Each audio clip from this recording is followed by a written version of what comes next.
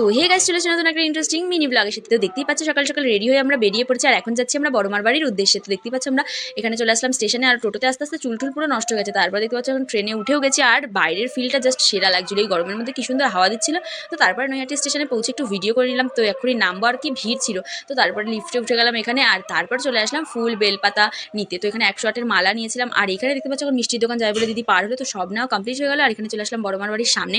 তো দেখতেই পাচ্ছ এখানে কত লম্বা লাইন, তো সব পেরিয়ে চলে আসলাম বড়মার ঘরে।